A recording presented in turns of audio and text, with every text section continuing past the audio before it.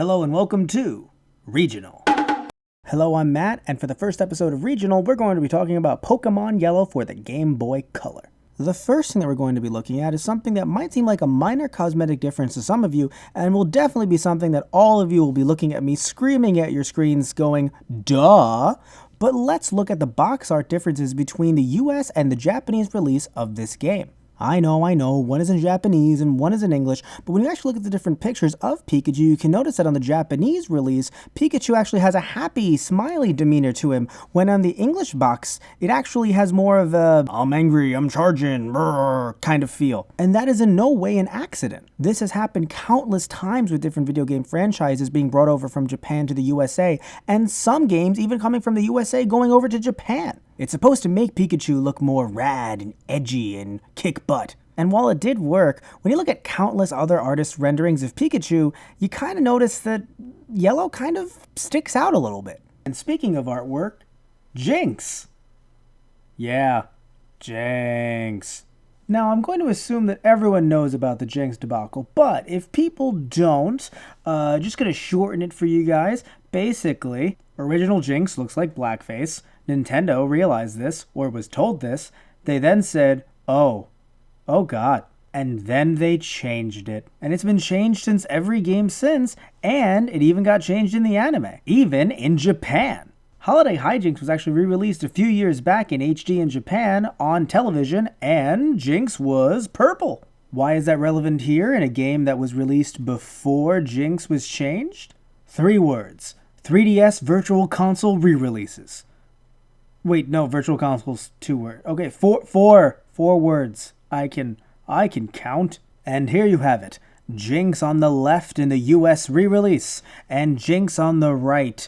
Re-released in Japan, but not in purple. Why? Why would they not do this? Originally in Japan, Nintendo wanted Pokemon Yellow to coincide with the release of the first Pokemon movie. That meant pushing the date up. So by doing that, they actually released it on the Game Boy and not the Game Boy Color.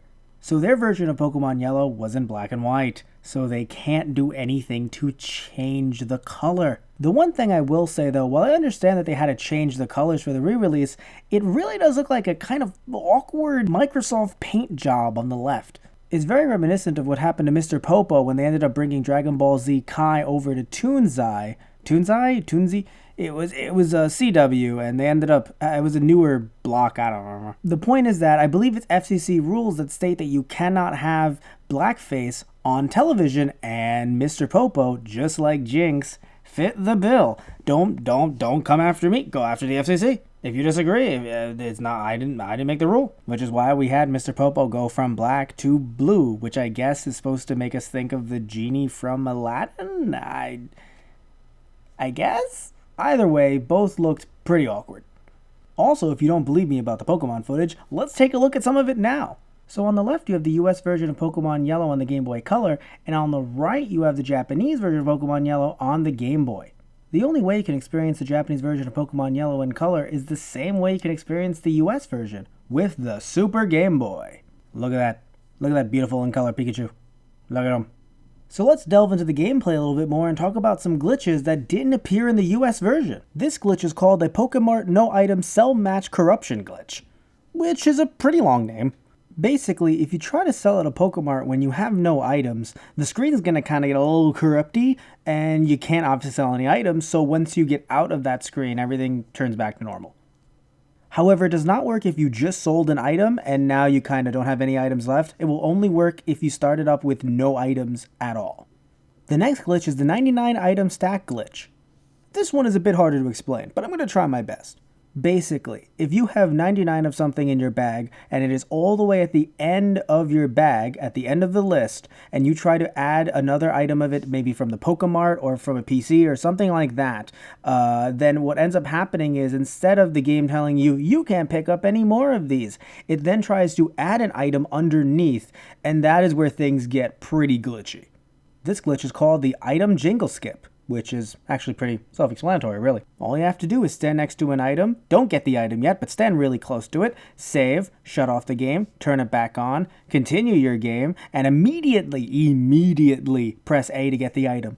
And just like in real life, you'll get the item and no one will care. There will be no jingle, and you will have to move on with your life.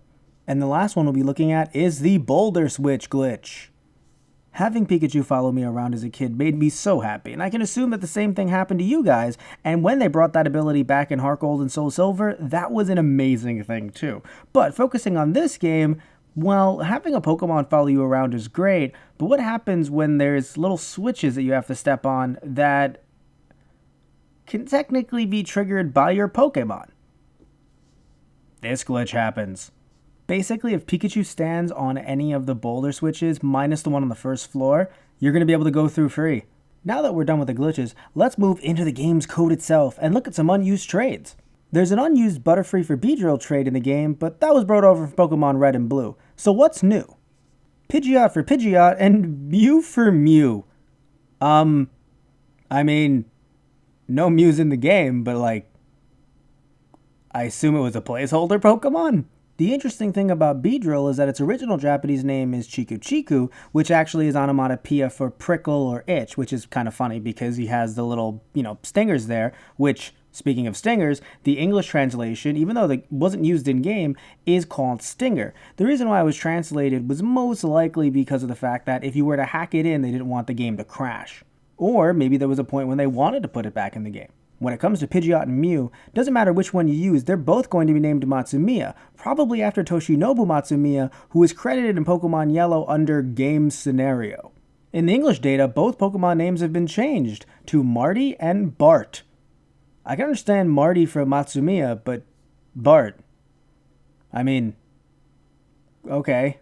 You can actually access the trades using a GameShark code, but you probably should use a game that you're not too fond of, because it does have a side effect of changing items and Pokemon. So I would suggest not using an older cartridge of yours, but I mean, if that's what you want to do, that's what you want to do. I can't stop you, I can only inform. And before we wrap things up, I have one more piece of trivia for you guys. But you know what? Let me propose it as a question. What's the name of Pokemon Yellow in Japan? If your first thought was Pokemon Yellow, you were wrong. I know, crazy, right? Every single Pokemon game in the main series has been named after a color, so you would think red, blue, green, yeah, this will be Pokemon Yellow.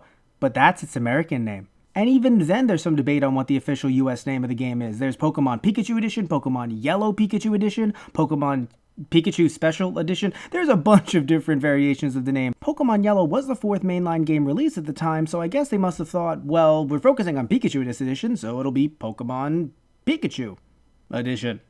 Which makes sense, but still kind of weird to me. That about wraps things up. Thank you all so much for watching. Please remember to like and subscribe, and if you have any future ideas for Regional, please post them in the comments below if you're watching through YouTube. Thank you all so much, and see you next time.